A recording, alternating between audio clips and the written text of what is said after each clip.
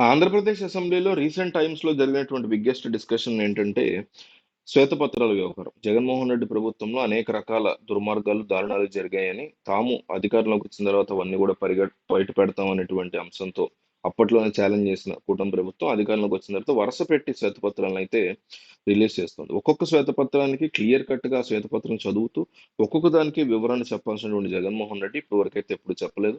ఈ నిన్న పెట్టినటువంటి ప్రెస్ మీట్‌లో మాత్రం కాస్తంత సమాధానం చెప్పే ప్రయత్నం చేశారు. నిజానికి ఆ ప్లేస్‌లో చంద్రబాబు ఉన్నా, ఇదే ప్లేస్‌లో జగన్మోహన్ రెడ్డి ఉండి శ్వేతపత్రాలు అసెంబ్లీలో రిలీజ్ చేసినా, చంద్రబాబు అయినా సరే అట్లాగే సమాధానం చెప్పాలి ప్రతి అంశానికి అనేసి నేనైతే డిమాండ్ చేస్తాను. ఎందుకంటే అది వాళ్ళ బాధ్యత.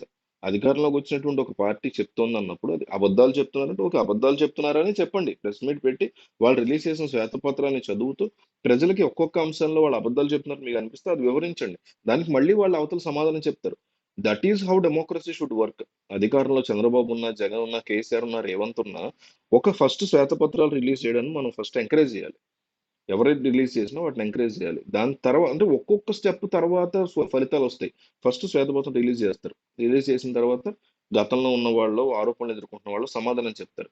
ఒక్కొక్క అంశాన్ని తేల్చి క్లియర్ కట్‌గా విత్ డేటా సమాధానం చెప్పాలి. వీళ్ళు శ్వేతపత్రం అంటే డేటా. దానికి వీళ్ళు గూడా ఇటుపక్క జగన్ ఉన్న, చంద్రబాబు ఉన్న వాళ్ళు గూడా విత్ డేటా చెప్పాలి. మళ్ళీ దానికి అవతల పక్క అధికారంలో ఉన్నది జగన్ అయినా, చంద్రబాబు అయినా మళ్ళీ దానికి వాళ్ళు కౌంటర్ అవ్వాలి. ఇట్లా ఎటువంటి భాష ఒళ్ళు దగ్గర పెట్టుకొని మాట్లాడుతూ సరైనటువంటి వ్యవహారంగా మాట్లాడుతూ, కేవలం సబ్జెక్ట్ వరకు మాత్రమే సమాధానం చెప్తూ వీళ్ళైనా, వాళ్ళైనా ముందుకెళ్లితే, అప్పుడు చూసేటువంటి మనకి ప్రజలకి ఓకే. ఎవరు తప్పుంది, ఎవరిది నిజం ఉందని జడ్జ్ చేయాల్సింది మనం. నిజమైనటువంటి న్యాయమూర్తులం మనం. అది వదిలేసి అసలు సమాధానమే చెప్పకపోతే జగనైనా, చంద్రబాబు అయినా అవతల జగనో, చంద్రబాబు రిలీజ్ చేసినప్పుడు సీఎం స్థానంలో సమాధానం అయితే డెఫినెట్‌లీ చెప్పాలి. సో, ఇదైతే జరుగుతుంది.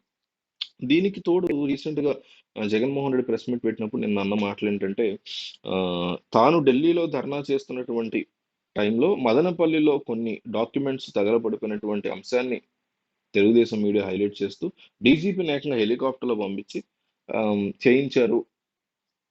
ఎంక్వైరీ చేయించారు అనేటువంటి కోపానికి జగన్ ఆరోపించారు. తన యొక్క ధర్నాను డైవర్ట్ చేయడానికి మీడియాలో రాకుండా అలా చేశారనేది ఆయన ఆరోపణ.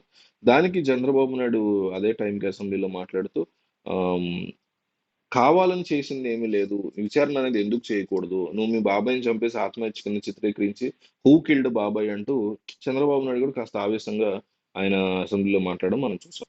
అయితే ఇక్కడ జగన్మోహన్ రెడ్డి ఏమడుగుతున్నారంటే, డీజీపీని అంత హడావుడిగా హెలికాప్టర్‌లో పంపించేంత విషయం ఏముందక్కడ కాగితాలు తగలడిపోతే?